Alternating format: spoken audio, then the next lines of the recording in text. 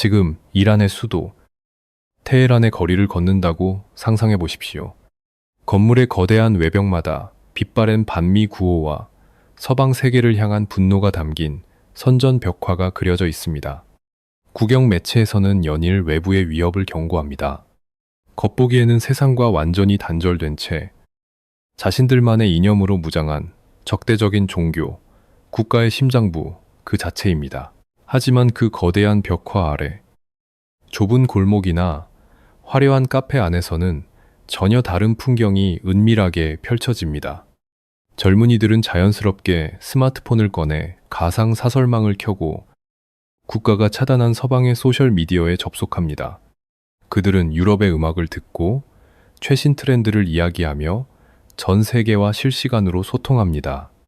겉으로는 서방을 맹렬히 비난하는 구호 아래 살아가지만 속으로는 그 어느 곳보다 바깥 세상과 깊이 연결되기를 갈망하는 사람들. 이것이 바로 오늘날 이란이라는 국가가 품고 있는 가장 극명한 모순입니다. 세상은 종종 이란을 그저 위험하고 예측 불가능한 중동에 고립된 국가로만 바라봅니다. 뉴스를 장식하는 것은 핵개발과 경제 제재뿐입니다. 하지만 한 국가가 스스로 문을 굳게 걸어 잠그거나 혹은 강제적으로 갇히게 된 진짜 이유를 이해하려면 그들이 발딛고 살아온 집의 구조부터 찬찬히 살펴봐야 합니다. 지도책을 펴고 이란의 지형을 들여다보면 우리가 무의식적으로 떠올리는 이미지와는 완전히 다른 세계가 나타납니다. 사람들은 중동을 생각할 때 끝없이 펼쳐진 뜨겁고 평탄한 모래사막을 상상합니다. 사우디아라비아 같은 이웃 아랍 국가들이 대체로 그런 평면적인 모습을 띠고 있기 때문입니다. 하지만 이란의 땅은 본질적으로 다릅니다. 이란은 거대한 천연의 성벽으로 둘러싸인 거대한 요새입니다. 서쪽으로는 험준한 자그로스 산맥이 겹겹이 방어벽을 쳐서 메소포타미아 평원으로부터의 접근을 막아냅니다. 북쪽으로는 카스피해를 따라 엘브루즈 산맥이 우뚝 솟아 북방 유목민들을 차단합니다. 그리고 그 웅장하고 거친 산맥들이 둘러싼 중심부에는 메마른 고원이 자리 잡고 있습니다. 이 고원이라는 독특한 지리적 특성은 수천 년 동안 이란 사람들의 심리 속에 아주 특별한 기질을 심어 놓았습니다. 거대한 산맥 안에서 살아간다는 것은 외부의 침입으로부터 스스로를 지킬 수 있다는 안도감을 줍니다. 그러나 동시에 그것은 외부 세계에 대한 근본적인 불신, 폐쇄적이고 철저히 방어적이며 신중하게 반응하는 국가적 심리를 만들어냈습니다. 그들은 산맥 너머의 세상보다는 자신들만의 고원 안에서 고유한 문명을 가꾸기를 원했습니다. 그러나 지리는 이들에게 너무나도 가혹한 역설을 안겨주었습니다. 외부와 완벽하게 단절된 천연 요새처럼 보이는 이 고원이 하필이면 유라시아 대륙의 심장부, 즉 동양과 서양을 잇는 가장 완벽한 육상 교차로 한가운데에 떡하니 자리 잡고 있었던 것입니다. 실크로드 시대부터 동양의 비단을 팔려던 상인들도, 서양의 무기로 정복하려던 군대들도, 아시아와 유럽을 오가려는 자는 반드시 이 거친 산맥의 문을 두드려야만 했습니다. 고원 위의 사람들은 성벽 뒤에 숨어 평온한 세계를 유지하고 싶었지만 세상은 결코 이들을 가만두지 않았습니다. 모든 부와 물자가 지나가는 길목이라는 사실은 막대한 부를 안겨주었지만 동시에 끊임없이 외세의 탐욕스러운 시선과 침략을 견뎌야만 하는 가혹한 운명을 강요했습니다. 스스로를 지키려는 요새로서의 생존 본능과 전 세계의 발길이 닿을 수밖에 없는 교차로로서의 피할 수 없는 운명, 이 두 가지의 치열한 충돌이야말로 오늘날 극도로 경계심이 많고 고립되어 버린 이란을 제대로 이해하기 위해 풀어야 할 첫 번째 암호입니다. 하지만 지금의 적대적이고 외로운 섬이 되기 훨씬 이전, 이 천연의 요새는 빗장을 걸어 잠그기는커녕 역사상 가장 찬란하고 위대한 고대 세계의 절대적인 중심지였습니다. 우리가 매일 텔레비전 뉴스나 신문 기사에서 접하는 이란의 이미지를 잠시 머릿속에서 지워보시길 바랍니다.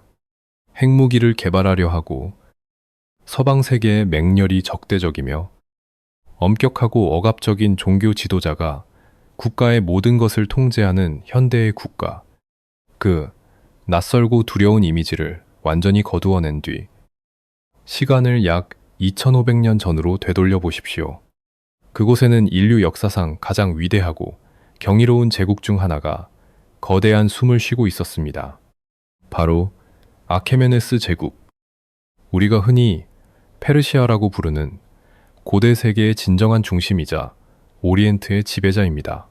고원의 척박하고 메마른 땅에서 일어난 이들은 단순히 칼과 창의 힘만으로 이웃을 짓밟고 영토를 넓힌 야만적인 정복자가 결코 아니었습니다. 페르시아 제국의 창립자인 키루스 대왕은 인류의 통치 방식에 있어 전례 없는 혁명적인 개념을 역사에 도입했습니다. 당시 고대 중동의 패권국들, 예를 들어 아시리아 제국 같은 곳은 정복한 민족을 잔혹하게 노예로 삼고 그들의 신전을 불태우며 반항의 싹을 자르기 위해 사람들을 고향에서 강제로 쫓아내는 공포 정치를 펼쳤습니다. 그러나 키루스 대왕은 방대한 제국을 오랫동안 유지하기 위해 완전히 다른 길을 선택했습니다. 그가 고대 세계의 중심인 바빌론을 함락시켰을 때 도시는 피로 물들지 않았습니다. 그는 파괴 대신 놀랍고도 낯선 관용을 베풀었습니다.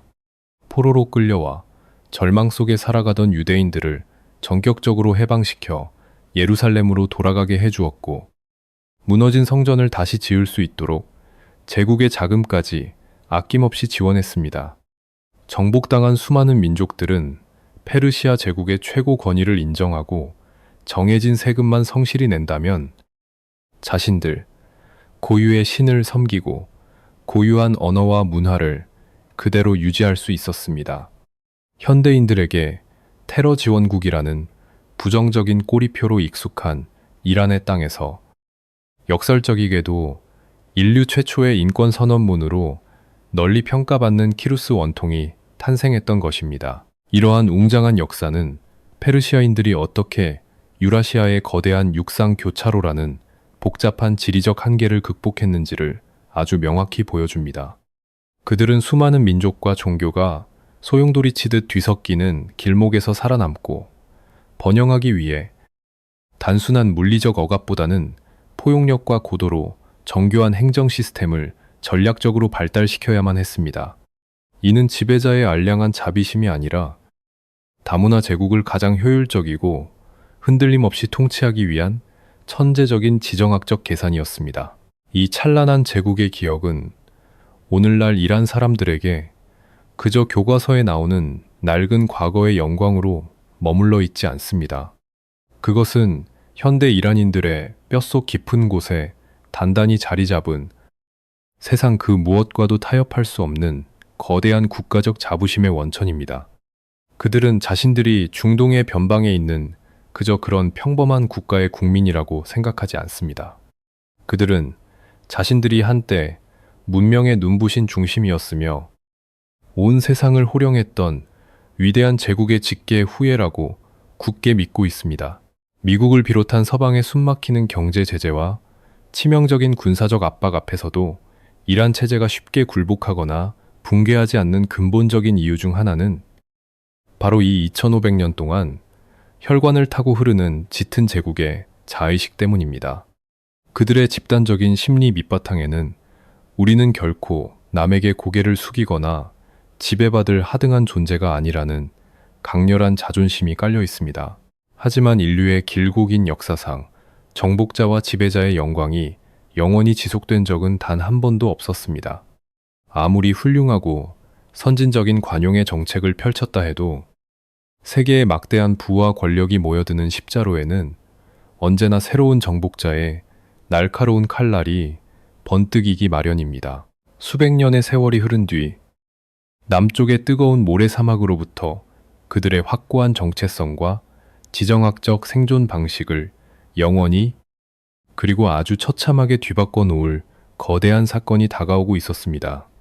페르시아 고원의 운명을 가를 역사상 가장 충격적이고 거센 모래바람이 그들을 향해 거침없이 몰아치고 있었던 것입니다.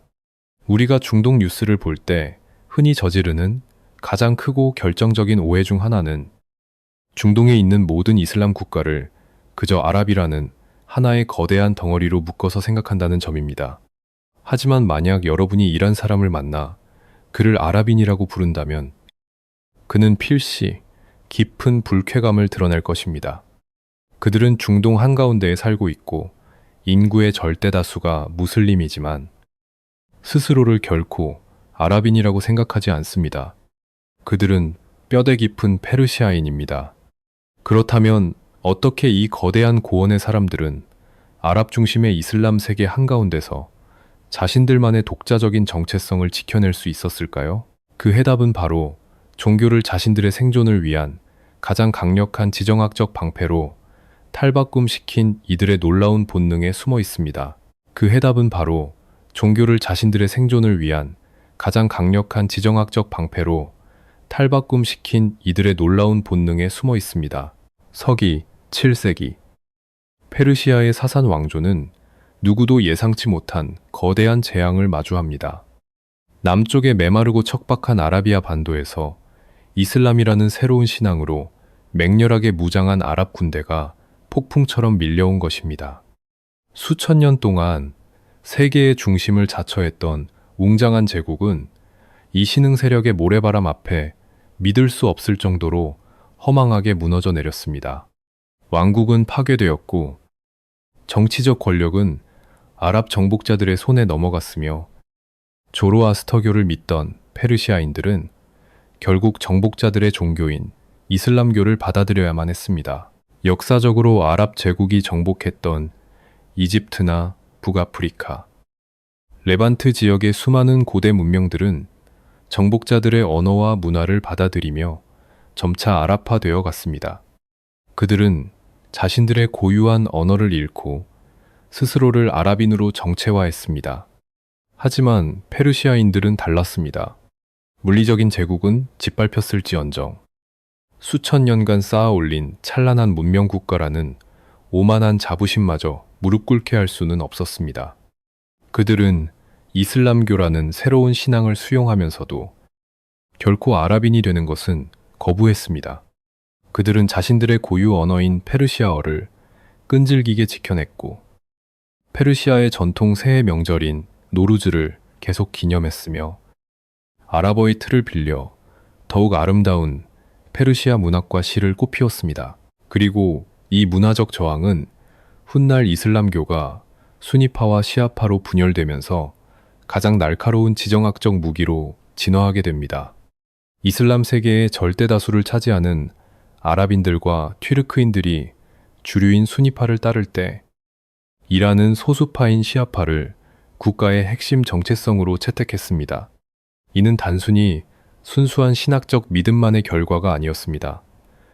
그것은 끝없이 밀려오는 수니파 아랍 제국과 훗날의 오스만 제국이라는 거대한 바닷속에서 페르시아라는 고유한 섬이 침몰하지 않도록 막아주는 완벽하고도 예리한 방패였습니다. 종교적 이단이라는 낙인을 감수하면서까지 스스로를 다수와 격리시킴으로써 역설적으로 그들은 외부의 동화 압력을 막아내고 자신들의 고유한 역사적 유산을 보존할 수 있었던 것입니다. 현대 이란이 보여주는 독특한 정치체제와 중동 내에서의 깊은 고립감은 하루아침에 누군가의 광기로 만들어진 것이 아닙니다. 그것은 이처럼 이슬람이라는 외피를 두르고 시아파라는 소수의 길을 걸으면서까지 페르시아의 영혼을 지켜내려 했던 1500년의 치열한 방어적 생존 전략이 유전자에 새겨진 결과입니다. 그들은 산맥이라는 물리적 성벽에 시아파라는 정신적 성벽을 더하여 완벽한 고립의 요새를 완성했습니다. 이 단단한 시아파의 방패는 페르시아의 정체성을 수백 년이 넘도록 안전하게 지켜주었습니다. 그러나 근대로 접어들며 이 천연의 요새 아래에서 상상조차 하지 못했던 끔찍한 저주가 솟구쳐 오르기 시작합니다. 그토록 완벽해 보였던 그들의 방패를 순식간에 뚫어버리고 전 세계의 탐욕스러운 사냥꾼들을 고원으로 불러들인 그것은 바로 땅속 깊은 곳에 묻혀있던 끈적끈적한 검은 액체였습니다. 수천 년 동안 페르시아인들은 험준한 산맥과 시아파라는 견고한 종교적 방패 뒤에서 자신들의 정체성을 지켜왔습니다.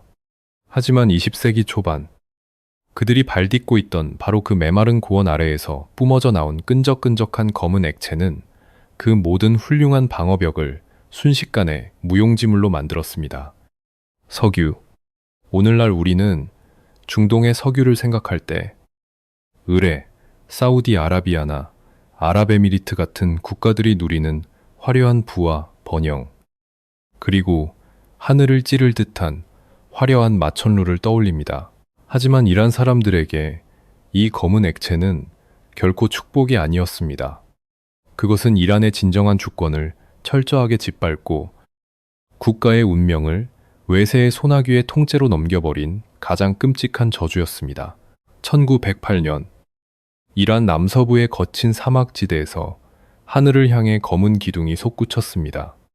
중동 지역에서 최초로 대규모 유전이 터진 역사적인 순간이었습니다. 이 엄청난 소식에 가장 먼저 그리고 가장 기민하고 공격적으로 반응한 것은 다름 아닌 대영 제국이었습니다. 당시 전 세계의 바다를 지배하던 영국의 해군은 군함의 연료를 기존의 석탄에서 석유로 전환하는 중대한 전략적 기로에 서 있었습니다. 영국에게 이란의 석유는 단순한 지하 자원이 아니라 제국의 글로벌 패권을 유지하기 위한 절대적인 생명줄이었습니다. 영국은 즉각 앵글로 페르시안 석유 회사, 즉 오늘날 우리가 너무나 잘 알고 있는 거대 석유 기업 브리티시 페트롤리엄의 전신을 세우고 이란의 석유 채굴에 대한 독점적인 권리를 거머쥐었습니다. 이후 이란의 남부 도시 아바단에는 세계 최대 규모의 정유 공장이 들어섰습니다. 그러나 그곳에서 벌어진 현실은 너무나도 기괴하고 비극적인 인종차별의 현장이었습니다. 아바단은 두 개의 완전히 다른 세계로 철저하게 쪼개졌습니다. 영국인 관리자와 기술자들은 푸른 잔디가 깔린 넓고 아름다운 정원, 수영장, 테니스장, 그리고 에어컨이 완비된 호화로운 저택에서 마치 영국의 귀족처럼 여유로운 삶을 누렸습니다. 클럽에서는 밤마다 영국산 위스키가 넘쳐났습니다. 반면 자신들의 조상 대대로 내려온 땅에서 섭씨 50도를 오르내리는 살인적인 폭염과 유독 가스를 견디며 석유를 뽑아 올리던 이란 노동자들은 상하수도 시설조차 없는 끔찍한 빈민가의 진흙 오두막에서 짐승처럼 비참하게 살아야만 했습니다. 가장 뼈아픈 역설은 돈이었습니다. 앵글로 페르시안 석유회사가 벌어들인 막대한 천문학적인 수익의 절대 다수는 영국 정부의 런던 금고로 고스란히 흘러들어갔습니다. 이란 정부가 손에 쥔 것은 전체 수익의 고작 10% 남짓한 모욕적인 수준의 푼돈에 불과했습니다.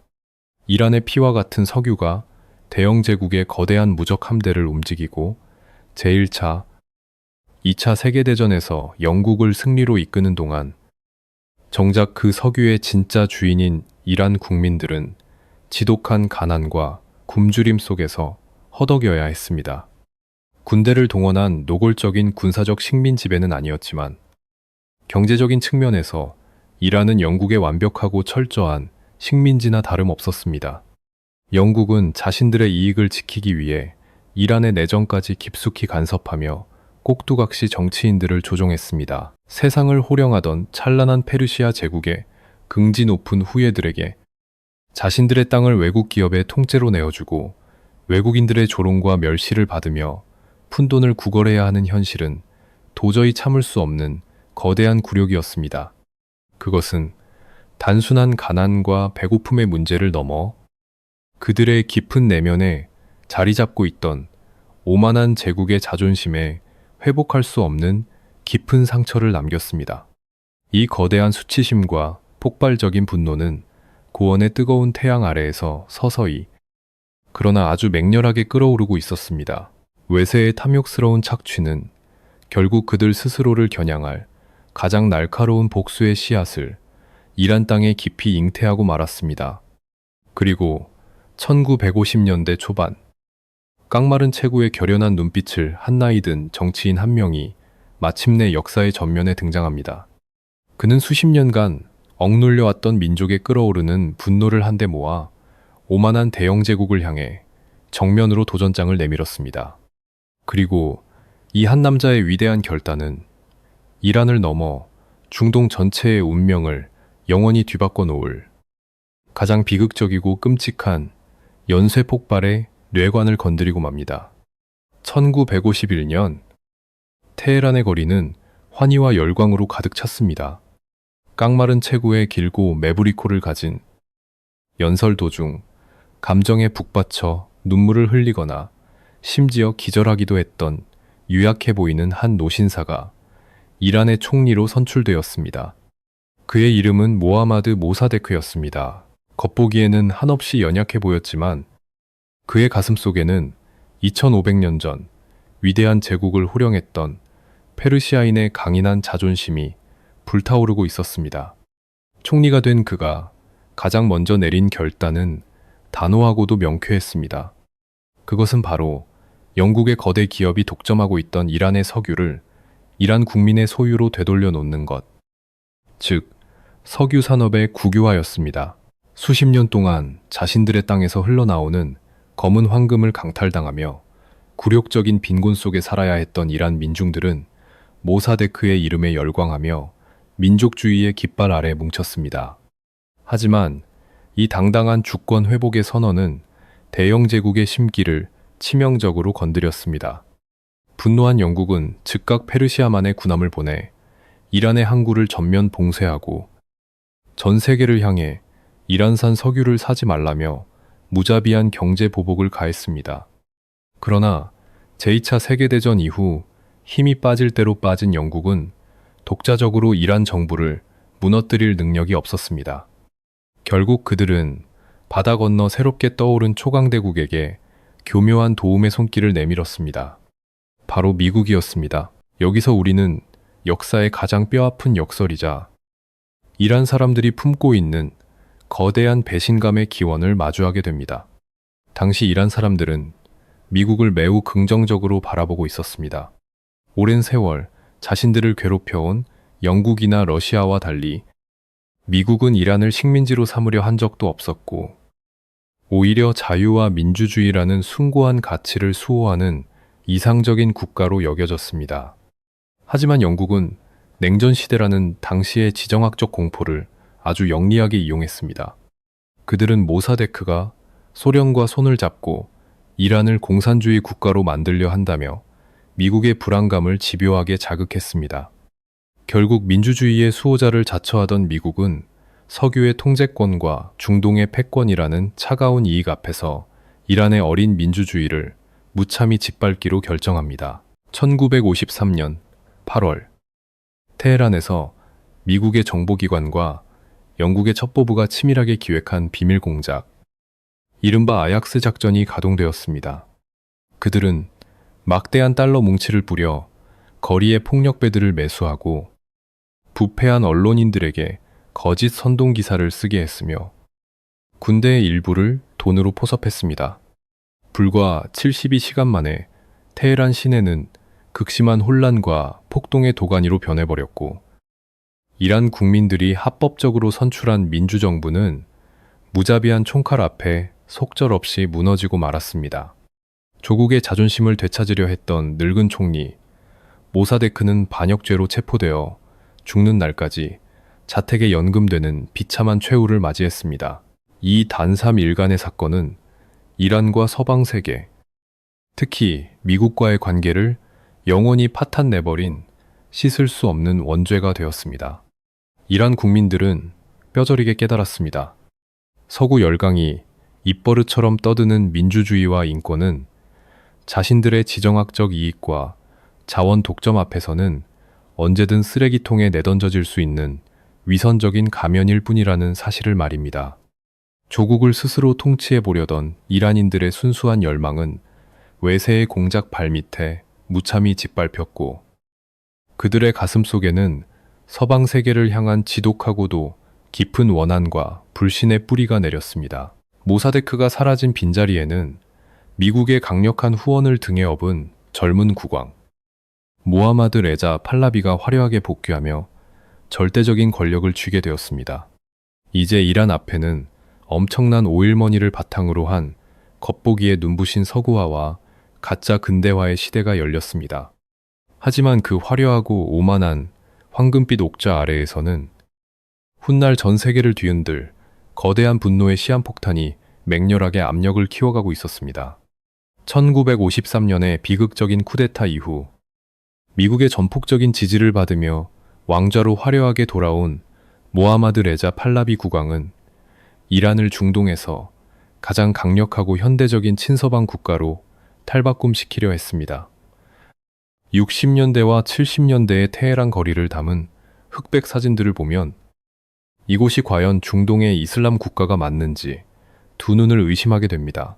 거리에는 최신 유행의 미니스커트를 입고 선글라스를 낀 젊은 여성들이 활보했고, 화려한 네온 사인이 빛나는 극장과 바에서는 서구의 팝송이 흘러나왔으며 사람들은 자유롭게 와인을 마시며 파티를 즐겼습니다. 국왕은 막대한 오일머니를 쏟아부어 이른바 백색 혁명이라는 이름 아래 위로부터의 급진적인 서구화와 근대화를 밀어붙였습니다.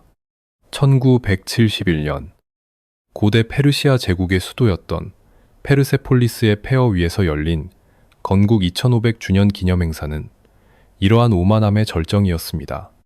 사막 한가운데에 에어컨이 설치된 호화로운 텐트 도시가 세워졌고, 프랑스 파리에서 최고의 요리사들과 수만 병의 최고급 와인, 심지어 수만 송이의 장미꽃까지 공수되었습니다.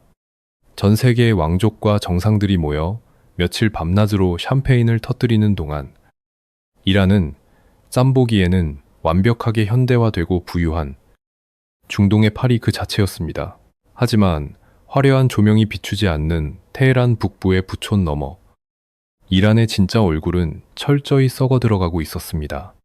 국왕이 자랑하던 토지 개혁과 서구식 경제 개발은 심각한 부작용을 낳았습니다. 농촌에서 토지를 잃고 쫓겨난 수백만 명의 농민들은 테헤란 외곽에 끔찍한 빈민가로 몰려들어 하루하루를 연명해야 했습니다. 서방의 거대 자본과 결탁한 소수의 권력층과 엘리트들이 국가의 부를 독식하는 동안 전통적인 시장 상인들과 대다수의 평범한 국민들은 극심한 인플레이션과 가난에 시달렸습니다. 더욱 심각한 것은 대다수 민중이 느끼는 깊은 정신적, 문화적 박탈감이었습니다.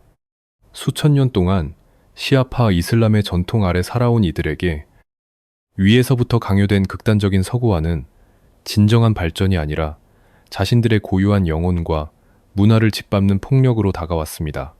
그들은 국왕이 이란을 통째로 미국과 서방의 문화적 식민지로 팔아넘기고 있다고 느꼈습니다. 이처럼 극심한 양극화와 터져나오는 불만을 억누르기 위해 국왕이 선택한 방식은 가혹한 철권 통치였습니다. 미국의 중앙정보국과 이스라엘 정보기관의 도움을 받아 창설된 악명 높은 비밀경찰. 사바크는 이란 전역에 공포의 그물망을 던졌습니다. 정부에 조금이라도 비판적인 목소리를 내는 지식인, 학생, 노동자, 성직자들은 한밤중에 쥐도 새도 모르게 끌려갔고, 지하 고문실에서는 상상조차 할 수 없는 잔혹한 일들이 벌어졌습니다. 사람들은 이웃조차 믿지 못했고, 식당이나 택시 안에서도 숨죽여 말해야 했습니다. 겉으로는 화려한 서방의 옷을 입었지만 이란 사회 전체는 숨막히는 침묵과 억압의 감옥이나 다름없었습니다. 화려한 껍데기 속에서 국가는 내부로부터 처참하게 붕괴하고 있었습니다. 엘리트들이 파리에서 수입한 샴페인 잔을 부딪히는 동안 빈민가에 굶주린 군중들과 전통을 위협받은 성직자들의 가슴 속에서는 혁명의 불씨가 조용히 그러나 맹렬하게 타오르고 있었습니다. 그리고 이 숨막히는 억압의 정적을 깨고 프랑스 파리 근교의 작은 마을에서 은밀하게 밀수된 낡은 카세트 테이프 하나가 이란 전역으로 퍼져나가기 시작합니다. 그 테이프에서 흘러나온 쉰 목소리의 늙은 성직자가 내뱉은 불같은 연설은 마침내 국왕의 화려한 왕좌를 완전히 불태워버릴 거대한 폭풍의 시작이었습니다. 프랑스 파리 외곽의 조용한 시골 마을에서 은밀하게 녹음된 낡고 조잡한 카세트 테이프. 그 안에서 흘러나온 쉰 목소리의 주인공은 오랜 세월 해외를 떠돌며 고독한 망명 생활을 하던 이슬람 시아파의 최고위 성직자 아야톨라 루홀라 호메이니였습니다. 국왕이 자랑하던 세계 최고 수준의 잔혹한 비밀 경찰 사바크조차도 사람들의 마음속 깊은 곳으로 소리 없이 스며드는 이 투박한 음성 테이프의 확산을 막을 수는 없었습니다.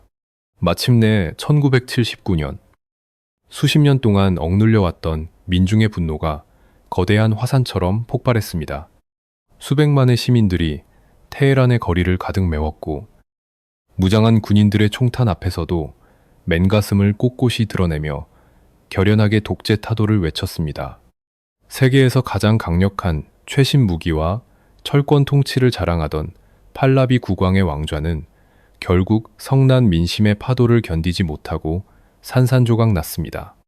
국왕이 쫓기듯 쓸쓸히 이란을 탈출하고 얼마 뒤 호메이니가 프랑스에서 테헤란으로 돌아오는 비행기에서 내렸을 때 이란을 넘어 전 세계 지정학의 축은 영원히 뒤틀려 버렸습니다.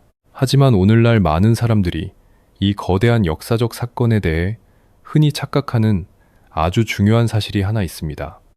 1979년의 혁명은 처음부터 이슬람 근본주의자들만의 단독 작품이 결코 아니었습니다. 당시 거리에 쏟아져 나와 피를 흘린 사람들은 마르크스를 신봉하는 공산주의자, 서구식 민주주의를 열망하는 자유주의 대학생, 종교와 정치의 분리를 주장하는 세속주의 지식인, 권리를 요구하는 노동조합, 그리고 보수적인 종교계가 모두 뒤섞인 거대하고 복잡한 연합체였습니다. 그들은 각자 그리는 이란의 미래가 달랐지만 부패한 국왕이라는 공통의 적을 무너뜨리기 위해 잠시 손을 잡았던 것입니다. 그러나 혁명의 승리 직후 벌어진 치열하고 잔혹한 권력 투쟁에서 최종 승리자는 가장 촘촘하고 완벽한 풀뿌리 조직력을 갖춘 이슬람 종교계였습니다. 그들은 전국의 거미줄처럼 퍼져 있는 이슬람 사원들을 기지로 삼아 엄청난 대중을 동원했고 혁명의 가장 최전선에서 함께 싸웠던 좌파와 자유주의 동지들을 향해 무자비한 숙청의 칼날을 휘두르며 권력을 독점했습니다. 다양한 목소리와 사상이 공존하며 자유로운 국가를 꿈꿨던 반독재 민주주의 혁명은 그렇게 소수의 성직자가 모든 것을 통제하는 엄격한 신정일치의 이슬람 공화국으로 그 본질이 완전히 탈바꿈하고 말았습니다. 모든 권력을 장악한 새로운 종교 체제는 곧바로 전 세계를 경악하게 만드는 전대미문의 외교적 사건을 일으킵니다. 1979년 11월 분노로 무장한 이란의 급진적인 대학생들이 테헤란 주재 미국 대사관의 높은 담벽을 넘어 들어가 수십 명의 미국 외교관들을 인질로 억류한 것입니다. 겉으로는 암 치료를 명목으로 미국으로 도피한 전 국왕을 재판에 세우기 위해 즉각 송환하라는 요구였지만 그들의 심리적 밑바탕에는 1953년의 끔찍한 기억이 짙은 그림자처럼 깔려 있었습니다. 미국 중앙정보국이 대사관을 거점으로 또다시 쿠데타 음모를 꾸며 자신들의 피로 세운 혁명 정권을 무너뜨릴지도 모른다는 거대한 국가적 방어 기제와 공포심이 작용한 것입니다.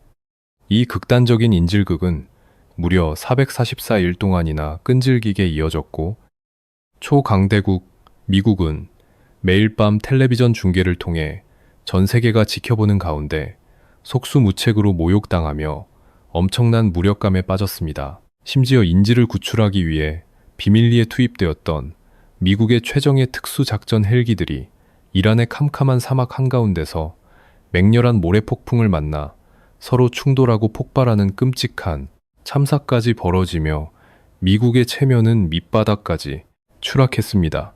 이 사태는 단순히 이란과 미국이라는 두 나라의 외교적 단절을 의미하는 선에서 끝나지 않았습니다. 그것은 중동 전체의 지정학적 질서를 산산조각낸 거대한 대지진이었습니다.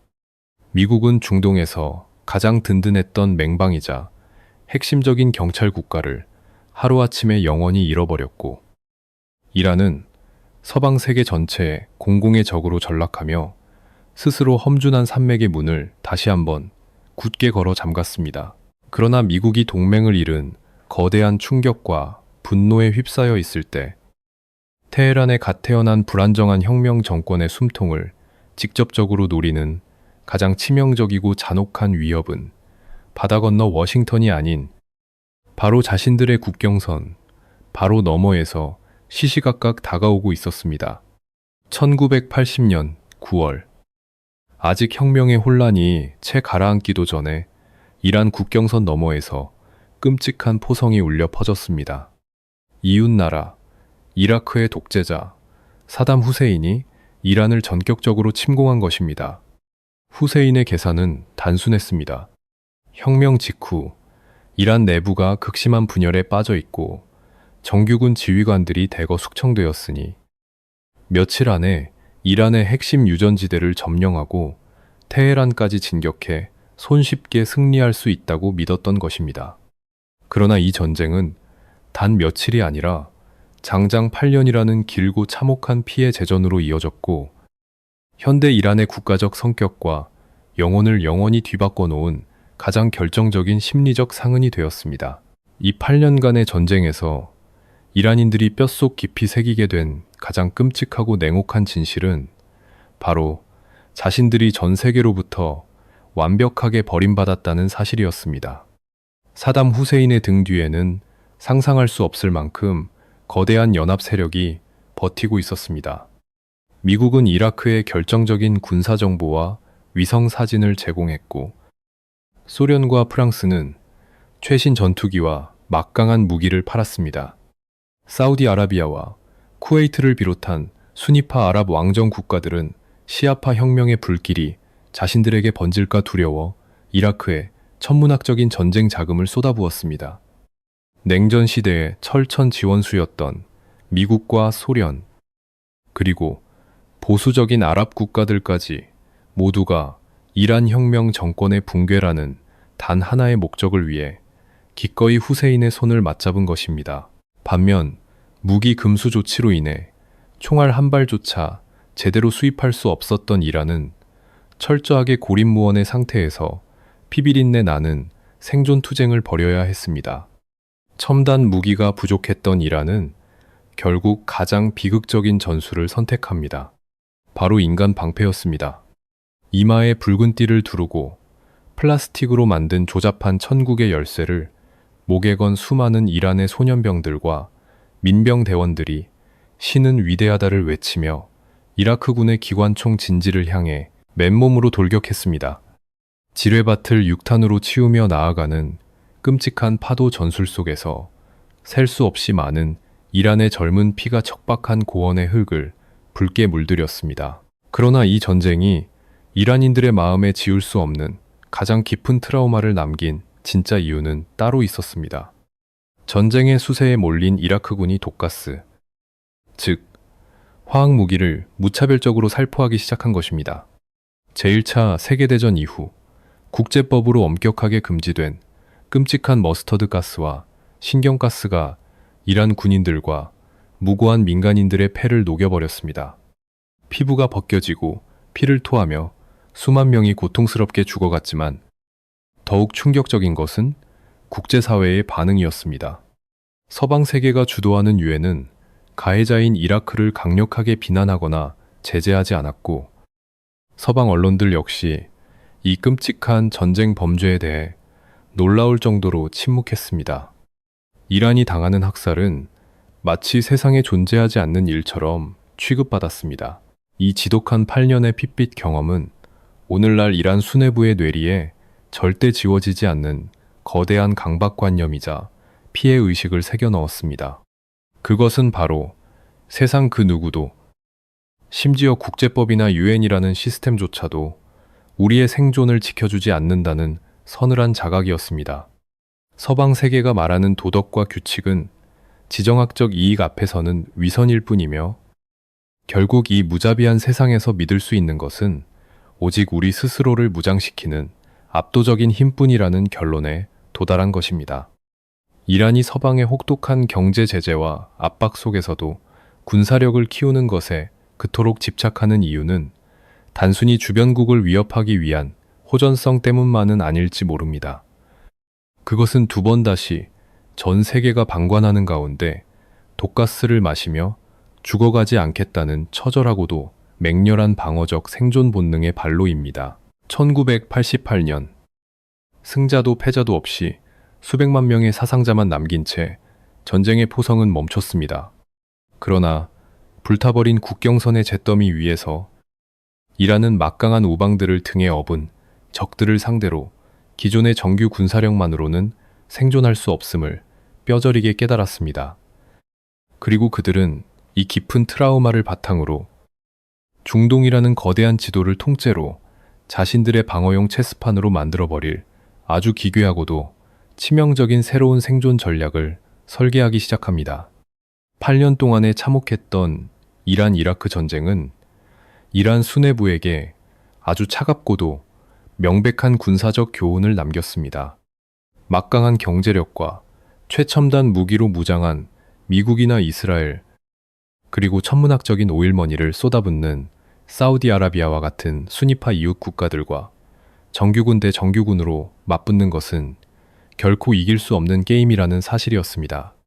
그들은 수천 대의 최신 전투기나 거대한 항공모함 전단을 유지할 막대한 자본도, 그것을 팔아줄 우방국도 없었습니다. 그래서 이란의 혁명 수비대는 압도적인 군사적 열세를 극복하기 위해 중동의 지형 전체를 뒤흔드는 가장 독창적이고 소름 끼치는 비대칭 생존 전략을 고안해냅니다. 그것이 바로 오늘날 전 세계를 긴장시키는 저항의 축, 즉 대리인 네트워크의 구축입니다. 우리는 흔히 뉴스에서 레바논의 헤즈볼라, 가자, 지구의 하마스, 예멘의 후티 반군, 그리고 이라크와 시리아, 곳곳에 흩어진 친이란 민병대들의 소식을 듣습니다. 서방의 시각에서는 이들을 이란의 광신적인 종교 이데올로기가 만들어낸 맹목적인 테러 집단으로만 묘사하기 쉽습니다. 하지만 테헤란의 차가운 지정학적 계산기 안에서 이 거대한 네트워크는 단순한 종교적 극단주의의 산물이 결코 아닙니다. 그것은 이란이 고안해낸 가장 비용, 효율적이고 강력한 전방 방어 시스템입니다. 이른바 전략적 중심이라는 아주 냉혹한 군사교리입니다. 전략적 중심이란 적의 공격을 본토가 아닌 최대한 멀리 떨어진 곳에서 막아낸다는 개념입니다. 이란은 험준한 자그로스 산맥이라는 천연의 요새 안에 안전하게 숨은 채로 국경 밖 수천 킬로미터 떨어진 곳에 보이지 않는 거대한 성벽을 쌓아 올린 것입니다. 이스라엘의 바로 북쪽 국경에 수십만 발의 미사일을 겨누고 있는 헤즈볼라를 무장시키고 세계 무역의 핵심 통로인 홍해를 위협하는 후티 반군을 지원함으로써 이란은 적들에게 아주 분명하고도 섬뜩한 메시지를 던집니다. 이란은 돈과 무기, 그리고 무엇보다도 혁명 수비대의 정예 요원들을 파견하여 이들 현지 무장 조직들을 이란 본토를 지키는 최전선 부대로 훈련시켰습니다. 만약 너희가 테헤란에 단 한 발의 폭탄이라도 떨어뜨린다면 우리는 우리의 본토를 지키기 위해 중동 전체를 걷잡을 수 없는 거대한 불바다로 만들어 버릴 것이라는 치명적인 인계철선의 경고입니다. 이 전략은 소름 끼치도록 효과적이었습니다. 지난 수십 년 동안 미국과 이스라엘은 수없이 이란의 핵시설이나 군사기지를 직접 타격할 계획을 세웠지만 번번이 이 거대한 대리인 네트워크가 일으킬 연쇄 폭발의 공포 앞에서 방아쇠를 당기지 못하고 주저앉아야만 했습니다. 이란은 단 한 명의 정규군도 국경 밖으로 보내지 않은 채 다른 나라의 땅에서 다른 사람들의 피를 흘리게 함으로써 조국의 구원을 안전하게 지켜내는 기형적이고 잔혹한 방어선을 완성했습니다. 철저히 고립된 국가가 역설적으로 중동에서 가장 넓은 영향력을 행사하는 제국이 된 것입니다. 그들은 자신들의 영토 안에서는 평화를 누리지만 레바논과 시리아, 예멘의 무고한 민간인들은 이란의 방패막이가 되어 참혹한 전쟁의 소용돌이에 휘말리게 되었습니다. 국가의 생존과 안보라는 측면에서 이 냉혹한 지정학적 체스 게임은 분명 테헤란 수뇌부의 천재적인 승리였습니다. 그러나 밖으로 시선을 돌려 보이지 않는 제국을 건설하고 유지하는데 천문학적인 국가 예산을 쏟아붓는 동안 정작 요새 안쪽의 상황은 철저하게 토차 터지기 시작했습니다. 외국 땅에서 벌어지는 끝없는 대리전에 국부가 빠져나가고 가혹한 서방의 경제 제재가 목을 조여오면서 물가는 천정부지로 치솟았고 화폐 가치는 휴지 조각이 되었으며 청년 실업률은 절망적인 수준에 이르렀습니다. 부모 세대의 혁명과 전쟁, 트라우마를 전혀 공감하지 못하는 새로운 세대가 극심한 빈곤 속에서 고원 위에서 자라나고 있었습니다. 그리고 그들은 마침내 자신들을 가두고 있는 이 숨 막히는 방어벽 자체에 대해 아주 근본적이고도 위험한 질문을 던지기 시작합니다. 가장 견고해 보이는 요새는 역설적이게도 외부의 강력한 폭격이 아니라 안에서부터 서서히 생겨나는 미세한 균열로 인해 무너져 내리기 시작합니다. 이란의 강경한 수뇌부가 중동 전역에 거대한 저항의 축을 세우고 외부의 적들을 성공적으로 막아내는 동안 그들이 자랑스럽게 쌓아 올린 철벽 안쪽의 삶은 철저하게 질식해가고 있었습니다. 수십 년간 끝없이 지속된 서방 세계의 가혹하고 숨막히는 경제 제재는 이란의 국가 경제의 피를 서서히 말려 죽였습니다. 빵을 사기 위해 엄청난 두께의 지폐다발을 들고 가야 할 만큼 살인적인 인플레이션이 사람들의 평범한 일상을 덮쳤습니다.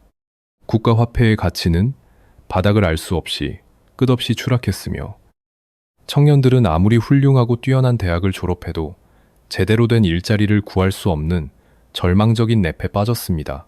국가는 생존과 안보를 굳건히 지킨다는 명목 아래 막대한 자본과 자원을 국경 밖의 대리인 민병대들에게 아낌없이 쏟아부었지만 정작 메마른 고원 위에서 하루를 견뎌내야 하는 평범한 국민들의 식탁은 갈수록 텅 비어만 갔습니다. 하지만 경제적인 빈곤보다 사람들의 가슴속을 더욱 분노하게 만든 것은 인간의 영혼과 자유를 옥죄는 극단적인 통제와 억압이었습니다. 지금 이란 인구의 절반 이상은 1979년 세상을 뒤흔들었던 이슬람 혁명이나 8년간 이어졌던 이란-이라크 전쟁의 피비린내를 단 한 번도 직접 경험해보지 못한 젊은 세대입니다. 이들에게 미국은 반드시 타도해야 할 절대 악마가 아니며 강요된 엄격한 이슬람 율법은 자신들의 삶을 구원해줄 절대적인 방패가 결코 아닙니다.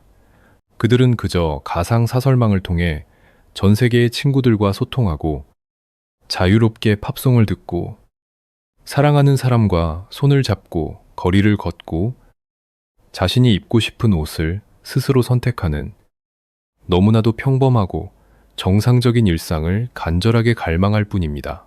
이토록 오랜 시간 억눌려왔던 평범함에 대한 갈망은 마침내 2022년 히잡을 제대로 쓰지 않았다는 이유로 가혹한 도덕 경찰에 체포되었다가 의문사한 한 젊은 여성의 안타까운 죽음을 계기로 거대한 불길이 되어 맹렬하게 폭발했습니다. 여성, 생명, 자유라는 절박한 구호가 수도 테헤란을 넘어 이란 전역의 거리를 뒤흔들었습니다. 젊은 여성들은 언제 목숨을 잃을지 모르는 공포를 무릅쓰고 히잡을 불태웠고 청년들은 무장한 군경의 실탄 앞에서도 결코 물러서지 않고 맨가슴을 드러냈습니다. 이것은 단순히 복장 규정에 대한 반항이 아니었습니다. 그것은 자신들의 소중한 일상과 미래의 희망을 통째로 빼앗아간 낡고 부패한 철권 통치 체제를 향한 가장 처절하고도 근본적인 저항이었습니다. 바로 이 지점에서 우리는 오늘날 이란이라는 국가가 품고 있는 마지막이자 가장 서글픈 역설을 마주하게 됩니다. 현재의 이란 지도부는 그 어떤 외세의 위협 앞에서도 국가의 물리적 생존을 지켜낸 역사상 가장 탁월하고 냉혹한 지정학적 방어자들임이 틀림없습니다. 그들은 미국과 이스라엘의 숨막히는 포위망을 영리하게 뚫어냈고 중동의 지형을 자신들에게 유리하게 재편하는 놀라운 지정학적 천재성을 발휘했습니다. 하지만 그토록 외부의 적에게 강력하고 무자비한 그들의 가장 치명적인 약점은 다름 아닌 요새 안에 갇힌 자국민들의 지극히 평범한 인간적 욕구를 단 하나도 채워주지 못한다는 끔찍한 무능력입니다. 외부의 거대한 적을 막기 위해 두껍고 높게 쌓아 올린 이념의 성벽이 어느새 자신들의 국민을 짓누르고 숨을 끊어놓는 거대한 감옥의 담벼락이 되어버린 것입니다. 아무리 밖에서 날아오는 첨단 미사일을 완벽하게 막아낸다 한들 안에서부터 끌어올라 터져나오는 삶에 대한 눈물겨운 갈망을 총칼로 영원히 억누를 수는 없는 법입니다. 5천년 역사 내내 수많은 뒤집힘과 재탄생이 있었던 이 고원에서 과연 이 거대한 요새는 스스로 굳게 닫힌 문을 열어 새로운 시대의 훈풍을 맞이할 방법을 찾게 될까요? 아니면 두꺼운 성벽이 내부의 압력을 끝내 견디지 못하고 안에서부터 산산조각 나며 무너져 내릴 때까지 고집스럽게 버티게 될까요? 그 무겁고도 거대한 운명의 질문에 대한 해답은 결국 빛바랜 선전벽화 아래서 인터넷의 바다를 누비며 스마트폰 화면을 말없이 들여다보고 있는 테헤란의 수많은 젊은이들의 손에 쥐어져 있습니다.